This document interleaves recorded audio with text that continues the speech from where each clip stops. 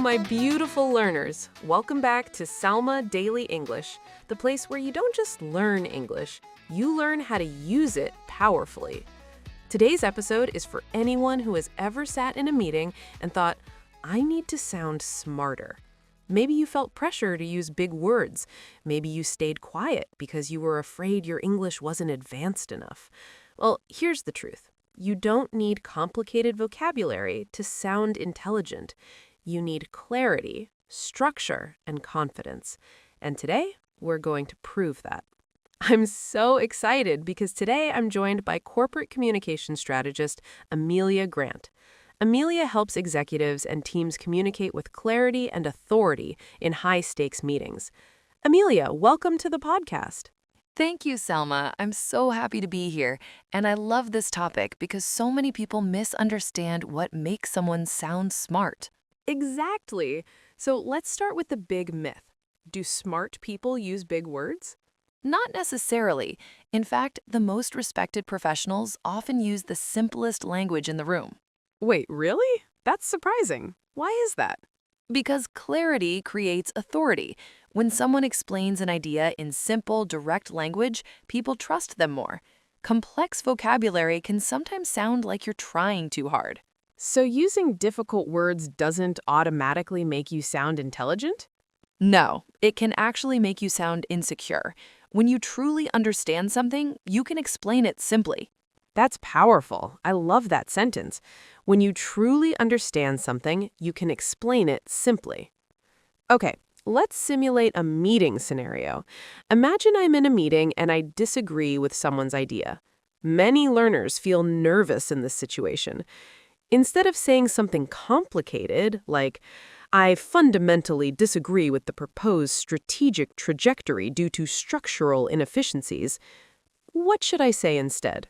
You can say, I see your point, but I have a different perspective. That's it? That's it. Then you add one clear reason. For example, I'm concerned about the budget impact. So it's structure that makes it strong, not vocabulary. Exactly. The structure is 1. Acknowledge the other person. 2. State your position. 3. Give one clear reason. That's so practical. Let's try another situation. What about presenting a new idea? Many learners think they need very advanced business vocabulary. You don't. Here's a simple structure. I'd like to suggest, the goal is, the benefit would be. So, for example, I'd like to suggest a weekly team check-in. The goal is to improve communication. The benefit would be fewer misunderstandings. Perfect. Clear, confident, professional. And no big words. Exactly. Okay, let's talk about interruptions. This is scary for many English learners. Someone interrupts you in the middle of your sentence. What do you say without sounding rude? You can say, let me finish my point. That sounds strong. It is, but it's not aggressive. Your tone matters. Say it calmly. Another option is, I'll come back to that in a moment. Oh, that's elegant. You're not rejecting the person, you're managing the conversation. Exactly. Smart communication is about control, not complexity.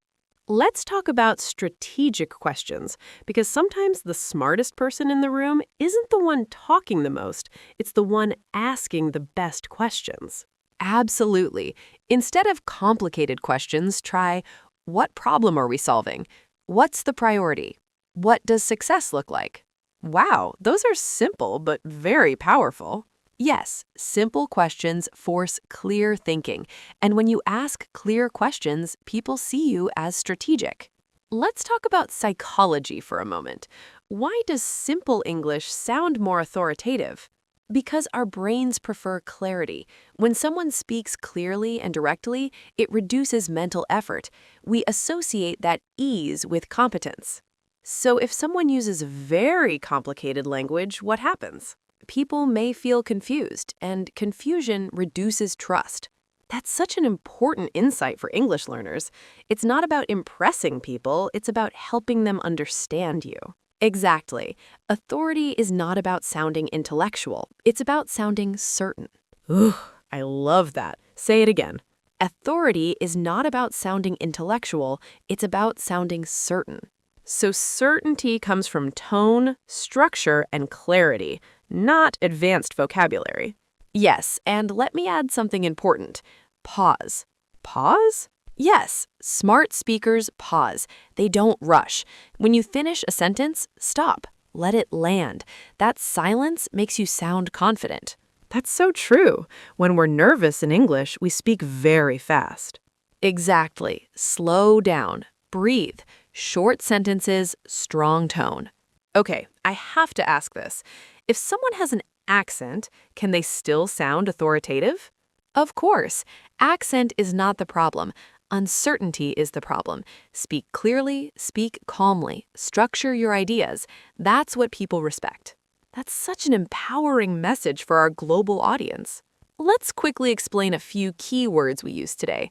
First, authority. Authority means power or influence, when people respect and trust what you say. Second, perspective. Perspective means your point of view, how you see a situation. Third, strategic. Strategic means carefully planned to achieve a goal.